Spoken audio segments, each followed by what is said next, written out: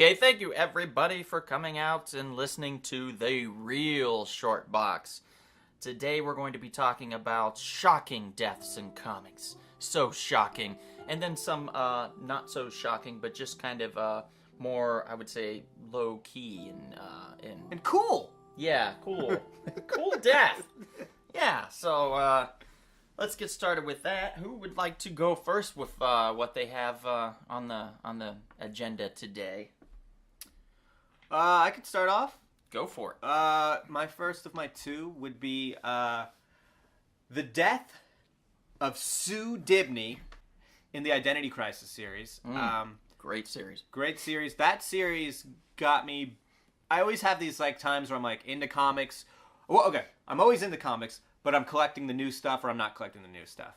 Right. I was not collecting new stuff for a while, and I kept hearing people go, "This Identity Crisis is really good. It's really good. It's really good." I kind of flipped through one of the books, and I just started seeing a lot of cool characters. I saw Deathstroke. I saw some old villains in it. I saw the old Justice League. It just looked cool.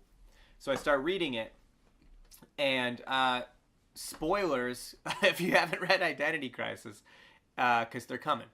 So basically, you have this intro with Elastic Man talking to Firebird, some obscure character they brought back, and they're doing kind of a stakeout on some villains who are buying some tech. And this story really opened up, until they killed it with the New 52, but really opened up DC to some really cool stories. And they kind of really, what Marvel used to do, kind of bringing the worlds together and really feeling like every book was connected. Yeah. With this story in Identity Crisis, it really brought all these new series and old series. It really just created this connection between all the books. Everything was dealing with Identity Crisis at that time, and then it was or the ramifications from it, and it bled into Infinite Crisis, yeah. which was a cool series. It just really shook up. It just made me really get into the DC world again. It made it very real. By at the same time, what I always love, paying tribute to the nostalgia, but revamping it in an interesting, believable way. If I recall, that was written by Brad Meltzer. Brad Meltzer, yeah, right. Yeah, and up till that point, he was more of a novel writer. Right. So you have a real. That's another thing. It brought this real, genuine novelist to comics and gave them the respect it deserved. And so basically, though, why I chose her death is because, one, I didn't know who the fuck Sue Dibney was before this. I knew Elastic Man. I always thought he was cool. Elongated Man. Yeah. Dear Lord. Ralph Dibney. Ralph Dibney, yeah. Elongated Man. I knew it sounded right. I'm thinking Elastic Girl from The Incredibles. You said Elastic Man. I was like, no, that couldn't be. No. I did. No, why would you do that? You can cut off one of my balls. So yeah, Elongated Man, who was up until, he was pretty much like the poor man's Plastic Man. He was a little bit he was more serious. He wasn't as jokey as Plastic Man. I think he was created before DC acquired the rights from that comic book company that Plastic Man came along with. Is that what it was? Yeah, that would make Plastic sense. Man Which company was it? Was it from Charlton or from another company? No, it was the Freedom Fighters and and Plastic Man all came along in that whole thing. Oh my god, I was just looking because I just got the first appearance of the Freedom Fighters in the DC universe. Oh, that's a good one. Yeah. And oh god, what was it called? Well, we'll find out for you. Yeah, we'll look into it. But so yeah, Elongated Man. Yeah, so now it makes sense. He was kind of like the poor man's Mr. Fantastic Plastic Man. But his whole thing that was actually cool about him was he was a detective. And so you kind of have him talking to this new kid about how in love he is with his wife, and it's great writing. So the whole build up of it was quality comics. Quality comics. Yes. Yeah. Nice. I like that. Quality comics. Yeah. So he's talking to this Firebird girl, and I could be wrong about that name, and about his famous love history with his wife Sue, and how she's always been one of the favorite wives of even of all the other superheroes. They love having Sue around. She gets to hang out at the Watchtower and all this stuff. And while he's telling us this, she's being murdered, and not just murdered. You just see her she's preparing his birthday party and getting his cake, and she always gets him a gift, and he knows what the gift is because he's a detective. But so basically, though, you just see her getting trounced around the room, and then she's burned to a crisp, and she's bald and melty. It's just horrific. Yeah. And then you Very find brutal. and then you find out also in the next issue that she'd been raped by Dr. Light. Oh my You found God. out she's just had the worst history in comic books, period. And so her death was just, so then you reflect back on that first issue, and you're like, God, this poor girl, like everything she's gone through. And then you find out, spoilers 1, 2, 3, if you haven't read this thing, that she was killed by the Adams ex-wife, Jean Loring, who was trying to do this to get him back. She was trying to win him back by killing this wife, so he would be more protective of her. And so what we find out is that she took the Adams shrink belt or whatever he uses, shrinks down, goes into Sue Dibney's brain, and causes an aneurysm. Doesn't she like call and Sue Calls, answers the phone? She goes through the phone lines because that was the way the Atom could travel. Goes through the phone lines, goes into her brain, and causes an aneurysm, and then just to cover her tracks, burns her to a crisp. So, Wow. that's really why the New 52 bummed me out so much, is because I really thought all the work that was put in with Jeff Johns and with Meltzer and with all these people, like, why did they just fuck it up by just completely trashing it? Like, it was just, there was so much cool, they just really turned around the history of DC and made it modern and cool at the same time, paying tribute to the past. And I think Identity Crisis and the death of Sue Dibney all started that. So Yep. that was my first death. Who's next? Well, I can talk on mine. Mine's a little more well known. One of the first ones I'm going to discuss. That would be Superman. Never heard of him. Really? Never heard of that guy. Well, Cool name. He was actually probably the first superhero to exist. For almost Oh. 80 years. You never heard of him before? Oh, the guy with the Okay, yeah, I remember. Christopher Reeve. Got it. Right. Yeah. So Christopher Reeve wrote this comic book of himself. Saw the films. Yeah, he wrote it of himself. It's actually, the story takes place in the early 90s. And in the death of Superman, and I know it's going to hit home for a lot of listeners right now, because the death of Superman is what got me into superheroes and comic books. Mm-hmm. If it was not for the death of Superman, I don't know if I would be as into comic books as I was. It was such a big event. Mm-hmm. This 25 years ago now. Yeah, you didn't hear about it in No. comic books too often. I mean, it happened. I mean, you had Bucky and Uncle Ben and people like that. You know, they died. Jean Grey, maybe up to that point, was like Probably one Yeah, of the biggest deaths. That Right. kind of stayed dead. Yeah. So it was like, okay, so you know these deaths are big enough, but Superman. Yeah. Superman. I remember watching on TV. They did an advertisement where this town, I think the town's in Illinois, or it could be Indiana. I think it's Illinois. They have a metropolis area, Right. and the whole town just banded together and started wearing capes and red, Right. S's and things like that around, trying to beg DC Comics to bring Superman back. What they didn't know is that Superman had already had the plan to bring Superman back. Yeah. This was all just a big gimmick, and it was one of the biggest stunts that was pulled off successfully by DC Comics. And it was like you were saying, Mainstream news. this was before every movie was a comic book And movie. it's also before the internet. Yeah. Yeah. Right?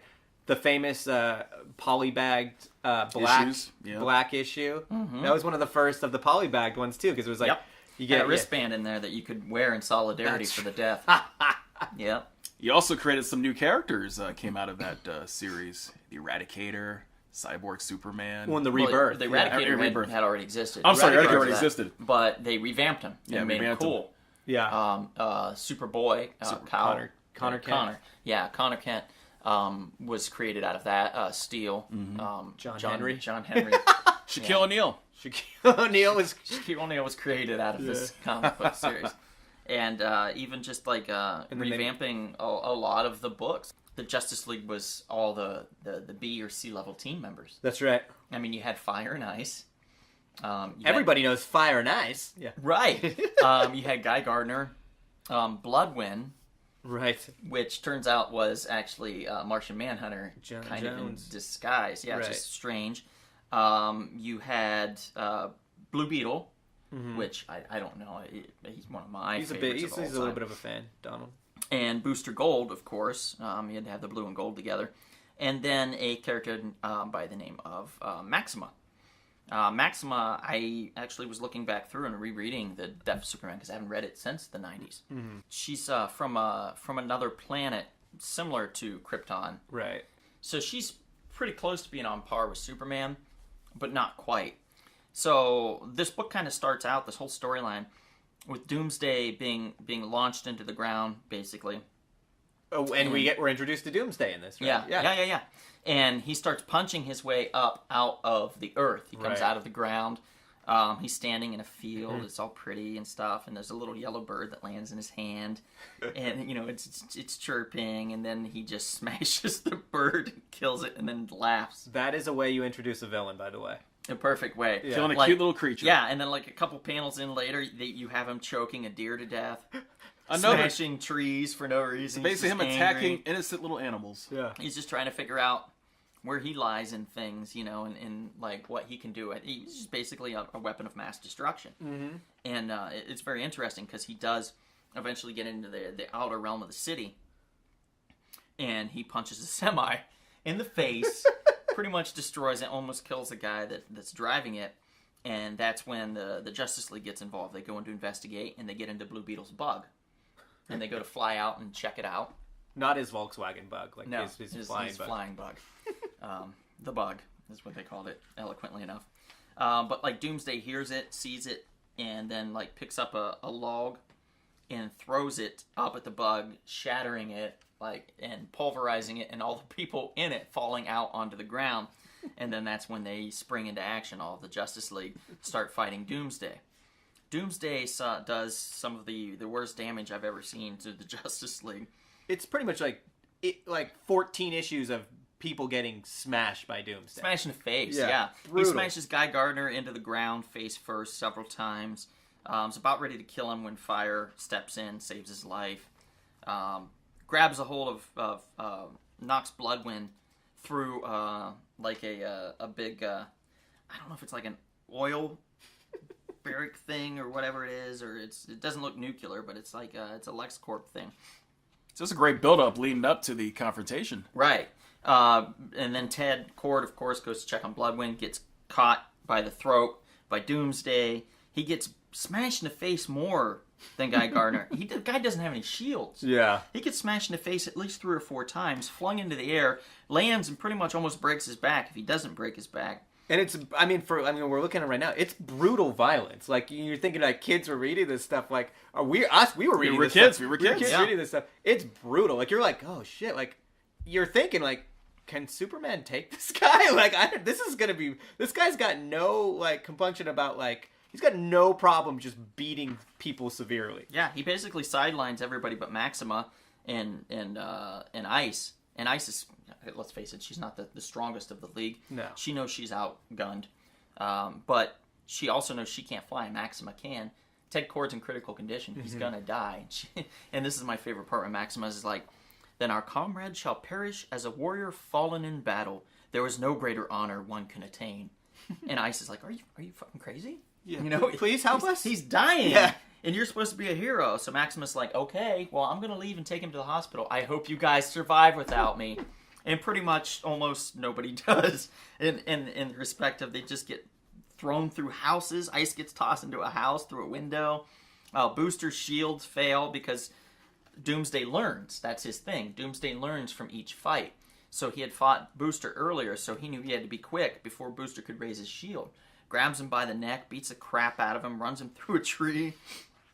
Lots of neck grabbing and face smashing. Everybody's got black eyes and bloody noses. Mm-hmm. And then out on the gurney, Fire's out on the gurney, Booster's out on the gurney, Guy Gardner's out on the gurney, and it pretty much just leaves Superman.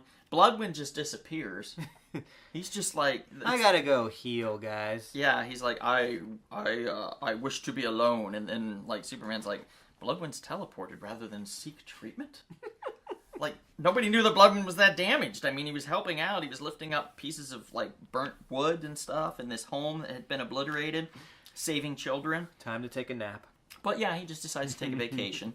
So then we have just basically Superman and Doomsday for a bit.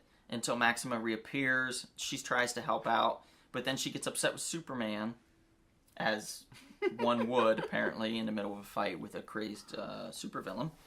And they get distracted, and she gets beat to crap. And then, so basically, it's just left to Superman to basically fight it out with him. And it gets into Metropolis. And as soon as it gets in Metropolis, Superman's like, I can't let this happen. Right. No matter what, I've got to stop him. And you have some of the most seminal pieces in comic book history here. Just cover-wise and picture-wise, it's written here and drawn of Superman just grabbing a hold. Like, there's a shot here where Doomsday... Supergirl tries to intervene, and Doomsday hits her in the face so hard, it just turns it to putty. Like, literally looks like Silly Putty.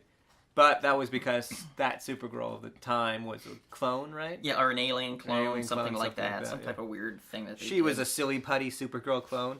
Yep. And then you have the scene where, Superman's fighting Doomsday, and he comes up to Lois, and she's like, Clark, and he's like, just remember, no matter what happens, I'll always love you. Now I'm gonna Always. go die. And he's kissing her, and then he's like, but now Doomsday gets his, and he's flying off, and then it's like fight after punch, and brutal hit after brutal hit, and at the end, Doomsday's dead, he's done, but Superman's dying.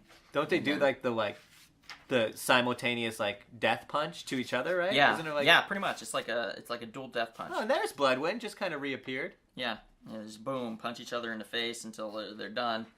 And at least Superman's still talking. Yeah. But then he dies, rather quickly. I remember it was always brutal watching Doomsday because he had the rocks jutting out of his knuckles. Spikes, yeah. rock spikes. So just getting punched With that, it cutting always into looked you like so that. bad. Yeah. And the last panel, the last piece was a double fold panel here. It was just and it's it was saying before that, it said but it's too late, for this is the day that a Superman died. And this piece here, this 2-page splash, It's powerful. was seen on every news Yeah, network. It's powerful. In everything. I mean everything. The Superman cape, like a ripped flag on the pole. On like a That stick. is definitely an jutting out of the ground. iconic page. Yeah, for Iconic, sure. yeah. And this was written primarily spearheaded by Dan Jurgens. Right. And Dan Jurgens is the guy Who started the Jurgens Company. Right, of course.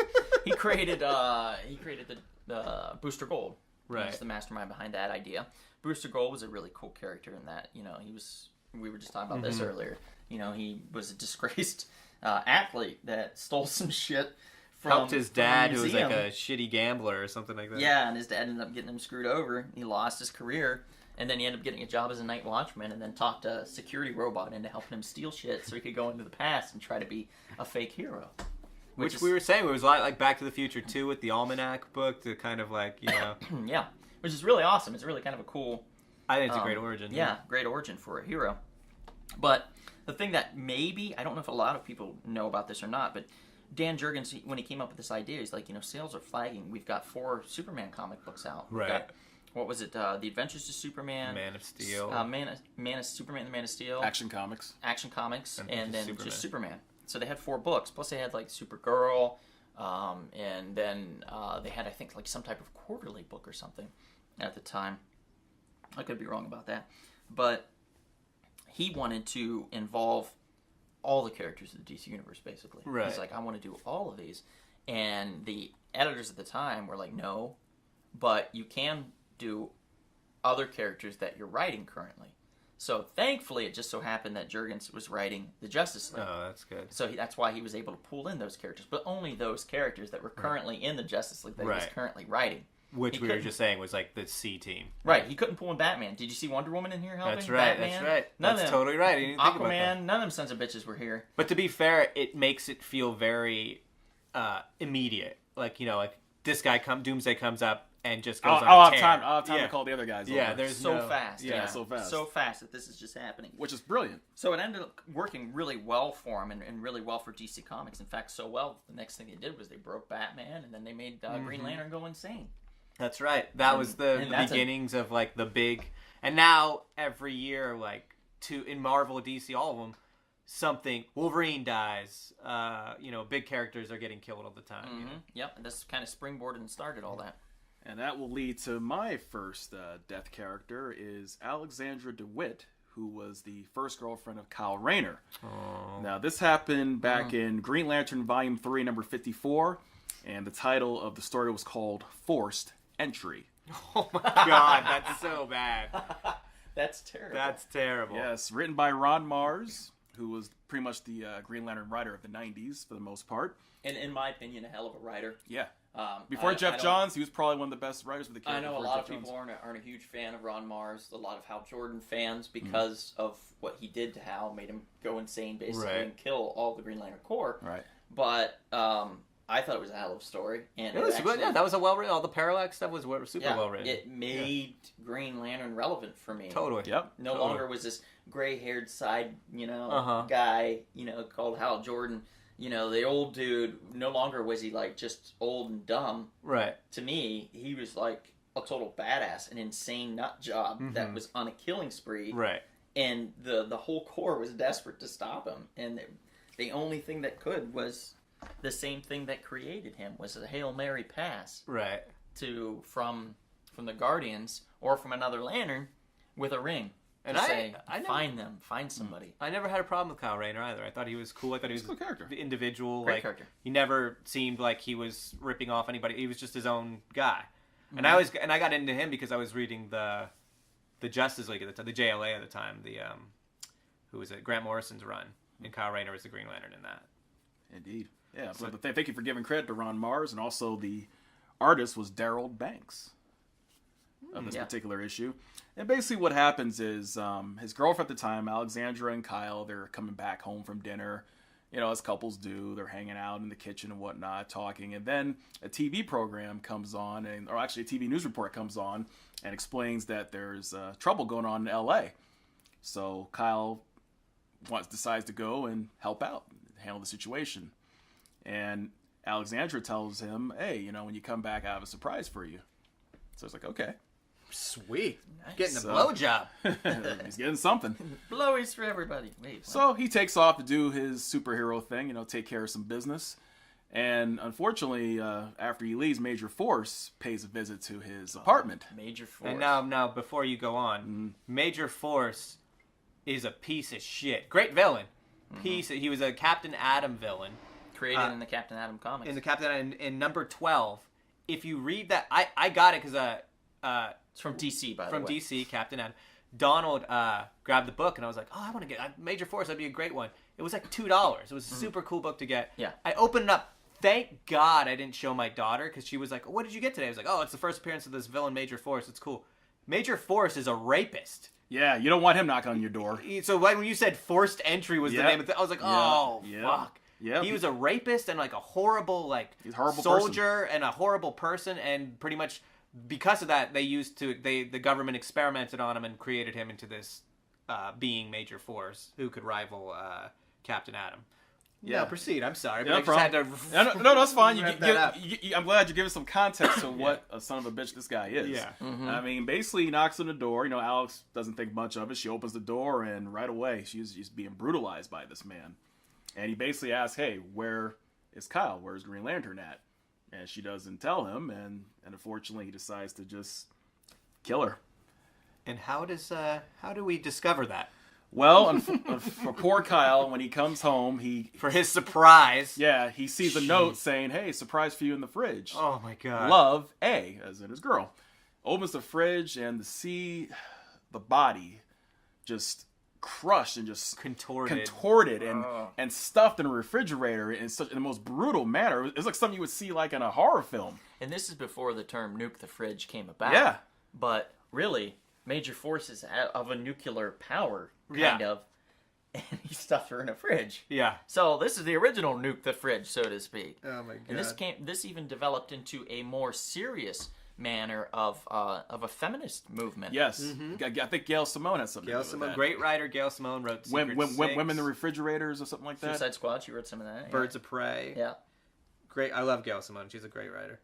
But yeah, what did she... I vaguely... I've heard them talk about this, but she did. I think they called it the "woman in the fridge" movement, right? And that was that story the killing of women so viciously just to further a storyline, when it really doesn't further the storyline. That there's other ways you could further a storyline than just viciously killing a woman like that, Right? And subjecting her to those types of things, Which brutalities. goes back to the identity crisis. The Sue Dibney character, that second issue, they took Dr. Light, who was like this joke character, and they showed why he was a joke is because his brain was fried because he fucking brutally raped Sue Dibney. Mm-hmm. And that caused the Justice League to be like, yo, you've crossed the fucking line. Like, but at the same time, seeing that made me go like, it does get you involved in the story. I mean, you should have a visceral reaction to something like that. Mm-hmm. And I don't think it's just it's to further the story in the way that you're supposed to further the story. You're supposed to fucking hate this guy. I know, pretty much you do. And, and all he wanted was just Green Lantern's ring. That's what it was all about. Right. So, of course, Major Force comes in afterwards and talks some trash to Kyle, lets him know that, yeah, I did it. Give me the ring. And, of course, Kyle, obviously, as any man would, just went into a freaking rage. And they go at it. And then to the point where he was about ready to give the finishing blow until the ring ran out of power. Yeah, of course, the infamous ring running out of power, and I think is that the first time he didn't realize that he still had to charge the ring? Yeah, was that when that happened? Yeah, this is like literally because he didn't have any idea. He was never Green Lantern. I think this might have been like his 4th issue or something like that when this happened. And he only had the one Guardian there to kind of Ganthet, was it? Yeah, Ganthet? to teach him. Yeah, Ganthet, by the way, his first appearance was really, really cheap to find. It's a one shot. I think it's like a trade. Right. Or just like a standalone one shot. And it's you can pick it up for like $2. That's cool. It's a good find. So the first Ganthet you can pick up pretty easy. I don't remember the name of, I think it's called Ganthet's Tale. Green Lantern Ganthet's Tale. That sounds familiar. Yeah, and that's his first appearance. But this issue was pretty shocking for those of us as younger people looking at something like this and reading such a horrible story. That how could this happen? And you can definitely, I'm looking at it right now, you could just Wikipedia women in refrigerators, and it tells the whole background of Gail Simone's website and the pretty much the back and forth of people going in, supporting it and then going against it. It's pretty interesting. Some fans argue that many characters, regardless of gender, eventually return given sufficient importance. It's a whole bunch of stuff. But basically, it was saying what Donald was saying. Women in Refrigerators website created in 1999 by a group of feminists and comic book fans, and more broadly, a comic book trope for which the website took its name. The website features a list of female comic book characters who have been injured, killed, or depowered as a plot device within various superhero comic books, and seeks to analyze why these plot devices are used disproportionately on female characters. So you could write a whole college thesis on that. That's pretty awesome. I'm sure someone has a PhD already. I'm sure they do, yeah. Mm-hmm. So, should we go to the next one, or you still got some more of that? Oh, yeah, I was going to the next one. Okay, what's your next one? The next one is the one that's very well known to many people, especially those who are into The Walking Dead. And it would be Walking Dead number 48. The story title was called Made to Suffer. And so we're talking about the death of another lady, perhaps, or maybe. Yes, unfortunately. Why are you picking so many women? Oh wait, I picked it. No, never mind. Yeah, so far I'm the only one that's picked a man. The man. Yes, this unfortunately. We are definitely women in refrigerators. This unfortunately is the death of Lori Grimes and her baby Judith Grimes. I could still see that image in my head of that. Yep. If you think that refrigerator scene was something bad, this one to me was very heartbreaking. Matter of fact, I started reading Walking Dead a few years ago, and I didn't know this happened yet, so it was quite a surprise to me. If you're a fan of the show, you wouldn't know. I mean, you would know that and spoilers 1, 2, 3 that the mom of the Carl and the wife of Rick that she is killed. Yeah. In the show, we all know that she dies in the TV show, but we would assume then that she would probably have died in the comic. Assumed, not necessarily true. Right. And in this case, it is true. But the way it goes down in the comic, I think, is much more brutal. Which is pretty much just read the comic. Yeah. Read the comic. Well, the comic is much more brutal than the TV show. There's no doubt. I don't know. No question about that. I'm probably one of the minorities who cannot get into the show. Watch season 1. So I don't think it's bad. I just cannot get into it, and I'm completely 360 in the comic. The comic, every time a new graphic novel comes out, I read it in like 30 seconds. I just like breeze through it. It's interesting because The Walking Dead season 1 I thought was great, and it doesn't get really, really good again until like to me personally till like season 6. Wow. Yeah, that's rough. That's Yeah, like a long wait in Yeah. between, you know. I mean, there's some good patches in there, but season 6 just fired on all cylinders again, Yeah. like season 1 did for me. Yeah. So it's a long wait in. You got to be patient, and you know you got to appreciate the fact that it is a drama. Yes, even, completely. even Yeah, the comic yeah. is a drama. Yeah, it's you right. know? And that's what makes Walking Dead so amazing, because it's not about the zombies so much. It's about the people, and the zombies are almost kind of like the background in a way. Yeah, they become the background There's pretty such fast, great, yeah. such great characterization. But before the story happened, we witnessed the death of Tyrese. You know, it was also kind of a cool character. You know, him having his head decapitated, chopped off by the governor. In the comics. In the comic books, yes. And basically, the governor and his crew, they're at that prison and they overrun it. That was one of the most brutal stories. Yeah, it's brutal. I mean, chaos is everywhere. I mean, breaking out. That really upset me, the way Tyrese went down in the show Yeah. too, versus in the comics, because in the comics Tyrese is like second to none to Rick. Second in command. Yeah, they basically run the place together. Yeah. They make all their decisions together. Yeah. They're like a unit.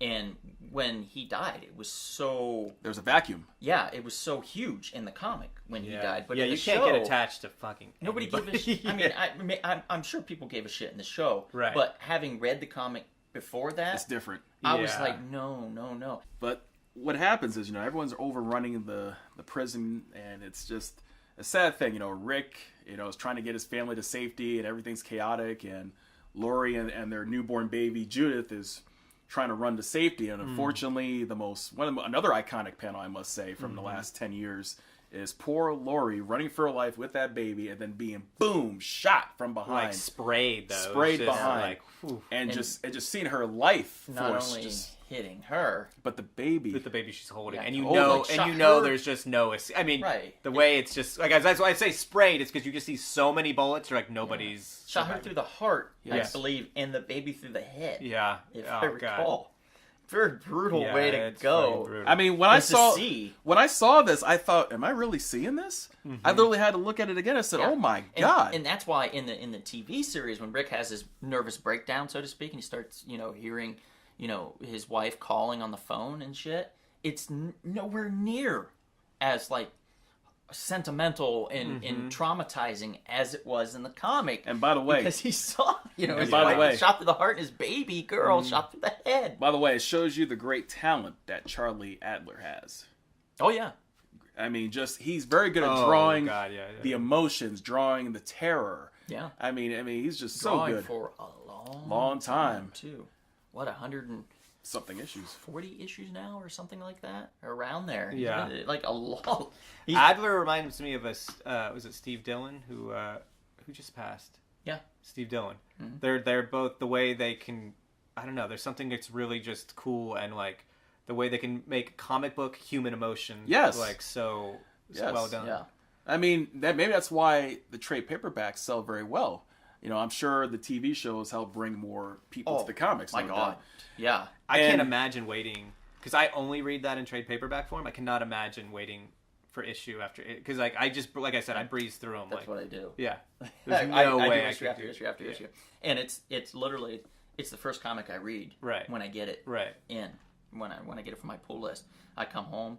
That's the first one I read every time because there's always something. Yeah. There's always something good that you're going to find in The Walking Dead. And one last thing to note on the situation with these two tragic deaths is the baby itself, Judith, may have not even been Rick's baby.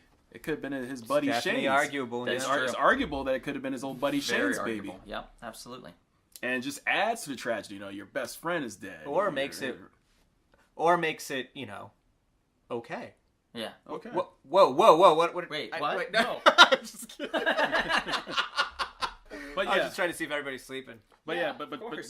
check it out. If you're a big Walking Dead fan, you have to read this issue. You basically have to read the entire thing. And to me, you get more in-depth analysis of the entire series itself, of all the characters of that universe. So please check it out. So we'll go to my last death. Mine is not shocking or big, so to say. It was just cool. I was thinking of an epic, badass death. And there was a book that came out. When did this sucker come out? It was James Robinson. 90s, probably. Yeah, 90s, 93, 94. James Robinson, who we know from, well, I guess he's currently writing Squadron Supreme. He wrote and He wrote himself into an Airboy comic. Did he? Yeah. Really? Yep. Wrote that. Wrote most famously known for his epic Starman run. Mm-hmm. He's a hit or miss writer. When he's hitting, he's awesome. He's fucking great. Like, he definitely, Starman is his character. Mm-hmm. But one of the books that he wrote was a DC Elseworld story called Golden Age, The Golden Age. And I can't recommend it enough. Get it in get the trade paperback of it. It's especially if you love the Justice Society, if you love all the Golden Age characters of DC, especially the obscure ones. Like, he really just brings life to a lot of these characters. And basically, the story takes place World War II, when the heroes of the time. This is pre-Justice League. This is the Justice Society. So their predecessors. They're all kind of not being superheroes because they're told to stay out of World War II in this version. They're supposed to either I think it was pretty much like come clean about your identity, or go into hiding and stop being a superhero. Yeah. And that's pretty much what happens. And so most of them are all gone. Like Alan Grant, the Green Lantern, just becomes a businessman, owns a radio station. But one guy who everybody knows, the Whip, he comes back and says, look, this is who I am. I'm this guy. I'm trying to forget his name here. But he comes back and Thompson. And he runs for president of the United States, and he wins. And he's the hero who's coming forward. He pretty much says, any heroes who want to join us, come join us, and you can work for the government. And I think that the midget Adam, the original Adam, who was just pretty much a short guy who was strong, Yeah. he joins because they say they're going to be doing some government testing to see if there's any possibilities of like giving people superpowers. And you get all these cool stories in the background, and the Thompson becomes president. He gets the Atom to join him. He gets Robot Man, who is literally just a robot, but they program him, or he already is programmed to just do whatever Thompson says. And yes, you're kind of sensing that something is not right. And you get this kid who joins up, who ends up becoming this character named Dynaman. And long story short, and spoilers, 1, 2, 3, Thompson is not Thompson anymore. He's the Ultra Humanite. The Ultra Humanite is another gorilla type character who's was originally a scientist who puts his brain into different characters so he can live forever. And he is in Thompson's brain, so he's president of the United States. Dynaman, who gets introduced as this new superhero for America, is actually the best in the world. This is so terrible. He's Hitler. Of course. He's Hitler, because Ultra Humanite knows how to transfer brains. He transfers Hitler's brain into Dynaman. So now Hitler is like a Superman. And yeah, so all the heroes finally band together, and they announce to the world, Miss America, who was sleeping with the Whip, finds out, wasn't the Whip? I'm sorry, it was like Mr. America or something like that, or Captain America, I don't know. Obscure characters. But she finds out that he's the Ultra Humanite, and she announces on live TV while he's addressing that it's actually the Ultra Humanite and that Hitler is in Dynaman, and Robot Man kills her.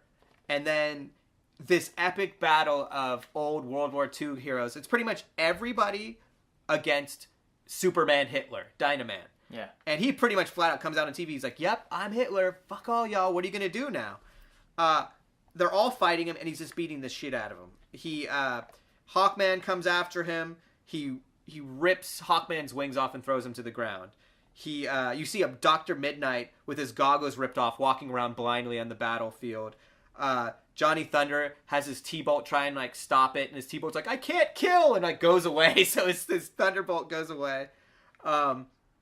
You get Starman, who had a nervous breakdown because the original Starman, because he helped create the atomic bomb. So he comes back. Alan Grant comes back, the Green Lantern. Dynaman beats them all up. Finally, Liberty Bell takes the broken cosmic rod of Starman and shoves it through his chest and kills him. And it's just... read the book. I mean, I know I've pretty much flat out said what happens, but it's so good. I mean, you've got Super Hitler fighting everybody. Who else do you want to see get killed more than Super Hitler? I don't know who you could say.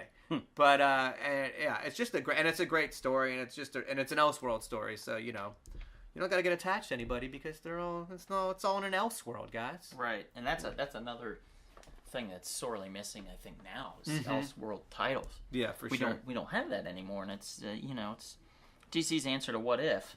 Yeah, exactly, totally. They just haven't been doing them for a long time. So DC, if you're listening, please bring back the Elseworlds. They were much loved. Just make sure they're good. Yeah, that's all I ask. Yeah, but if we're talking about deaths that don't matter because of Elseworlds and deaths that do matter, I think there's no other death that matters more to me, more near and dear to my heart, than the death of the second Blue Beetle, Ted Kord. I don't know how many people listening know, but I do a web series called The Blue Beetle Ted Kord Returns. And it is basically revolving around the idea of, after the death of Ted Kord, him coming back. Because at that point, DC had been 4 or 5 years, and DC hadn't brought him back. And I was like, well, if DC's not going to do it, I went to conventions.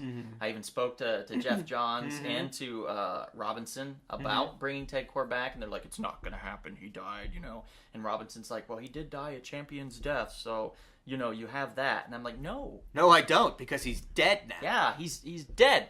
And I think I was dressed as Ted at the time when I went up and they killed Donald's favorite superhero. Yeah. So, yeah. So they basically killed my favorite superhero.